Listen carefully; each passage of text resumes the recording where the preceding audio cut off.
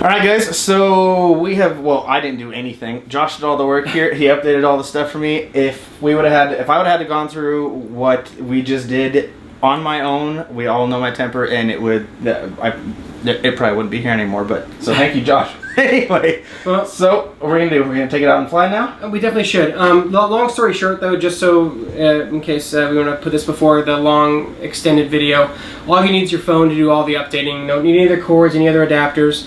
You just got to hook onto the quad via Wi-Fi. All the firmware is actually on the DJI app itself. You follow the process. It does take a while, but as soon as it's done, you're ready to go. The only last thing we have to do is, of course, is add the props. It doesn't fly without them, strangely enough. If you want to, Jeremy, grab them real quick. There's a really easy way to tell which one's which. On the corner of each arm here, there's actually a direction. And the cool thing is the cross arms. Whatever arm is across from the other one, they have the same direction. So these two have the same direction, and then these two have the same direction. Oh, you're gonna have to. Oh, sorry. I zoomed in a little bit. Whee! All right, so these two are gonna have the same direction, and then these two are gonna have the same direction. And again, it's just right here. Maybe later we'll get a close-in shot of that, and just to show them the direction that's on there. And then on the actual blades themselves, it shows you what the direction is as well. It's on the inside of the blade. These have these stupid.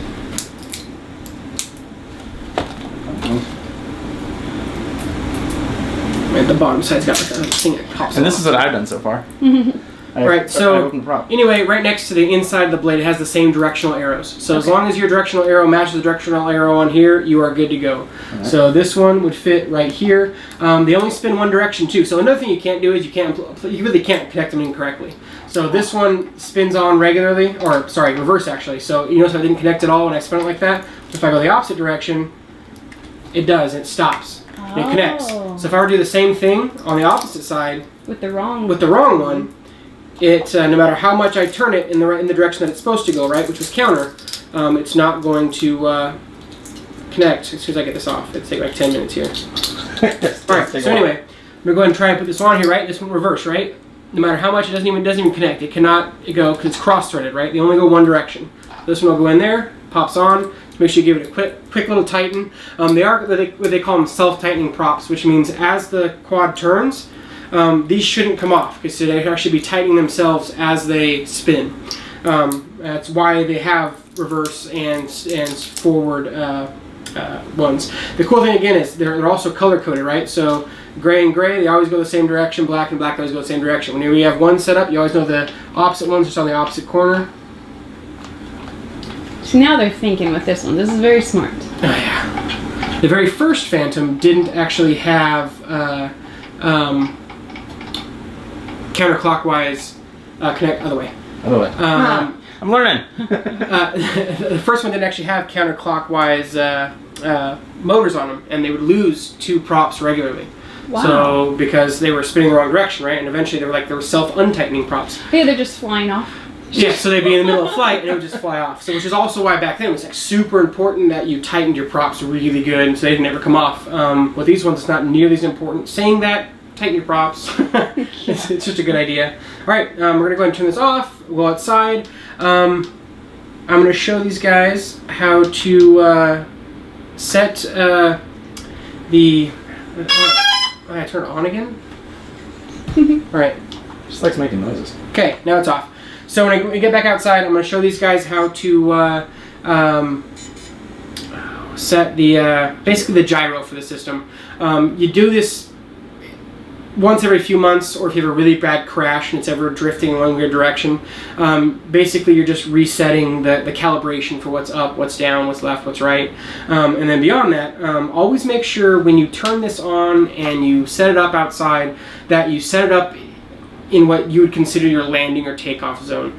And the reason for that is when this turns on, it takes about 30 seconds to a minute, and it'll establish GPS lock and just determine that spot as home.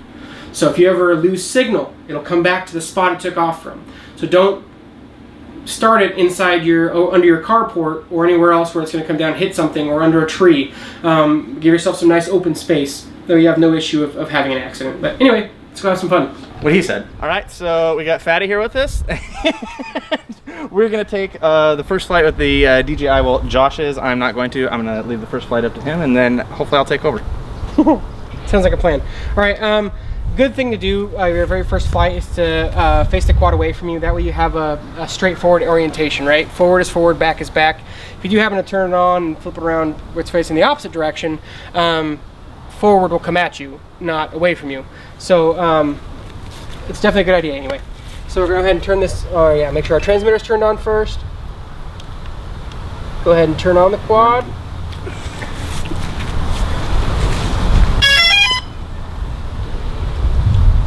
And I'm going to go into the DJI Go app. It's not necessary to have the Go app on. You can fly without it, but again, it's always great to have that ability to see what you're shooting.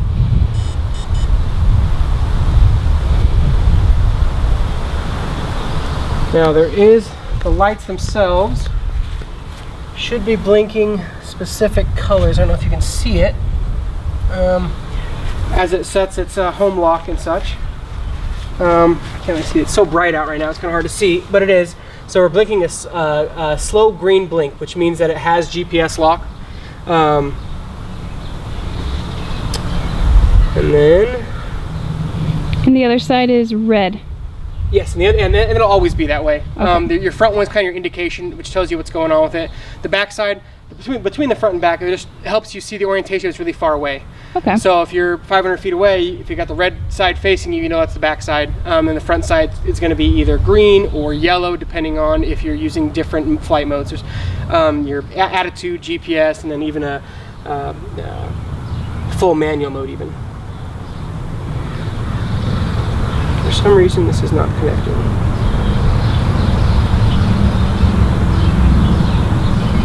Oh wait, I didn't connect to the Wi-Fi. Always connect to the Wi-Fi for the 19th millionth time. So, this thing has, the cool thing is it does have an auto takeoff function, which is pretty sweet. Is there also an auto landing? Is there the ability for you to hit something and it lands itself? Yes. So that's come on. Okay, there we go. All right, so if I flick my S1 switch back and forth 5 times really fast, it goes into the calibration mode for your gyro. It's a solid yellow light. When it does that, you have to do what's called the DJI Dance. So the DJI Dance involves you first off moving around sideways, or around a circle. Once you get around the full circle, it'll blink green, and then you have to turn it on its side and do it again. You've done this before. I am an amazing dancer. Ask my wife, she knows. Anyway, that is the DJI Dance. So again, you do this once in a while. The whole point is though, it homes everything. It understands I don't know how the best way to describe it. It's what needs to be done. Okay. It'll fly better. It won't drift. Yeah. And if you ever move far away, because basically there's different magnet. Anyway, just do it. Yeah. Don't ask questions. Just do it. So there is an auto takeoff feature, which is a single button. I actually haven't used it on this, so I'm going to go ahead and give it a try real quick, which is just a box with an arrow that points up. It's on the remote itself. I'm going to go ahead and push that button. And then there's a screen that pops up and says, ensure it is safe to take off. Aircraft will rise to 3.9 feet and hover. I don't know why they know 3.9, but that's what it is. So I'm going to go ahead and slide across the screen.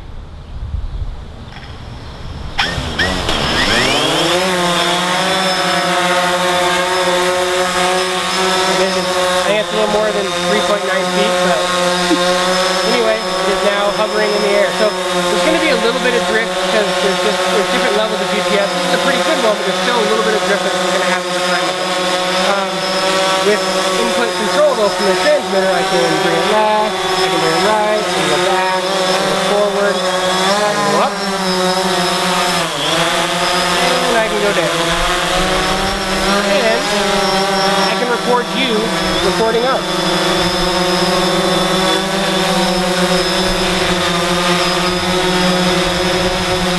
So this is the first official recording of the DJI Phantom 3 standard. You didn't get out of it. Good job. Now look at Forever. This place is awfully close to your head. You are very comfortable with this, aren't you? I'll stand here and be really comfortable. So the only other thing with this one is now you have your gimbal control.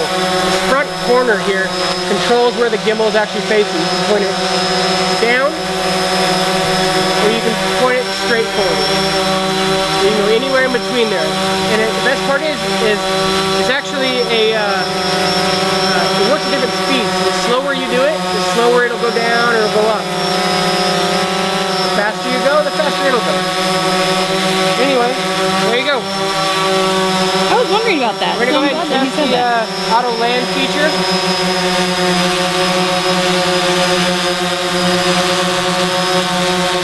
So is that an option on the phone?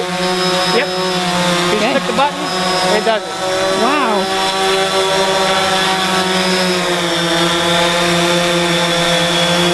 Sit, Uzi, sit. And it turns off too? And it'll automatically turn off, yes.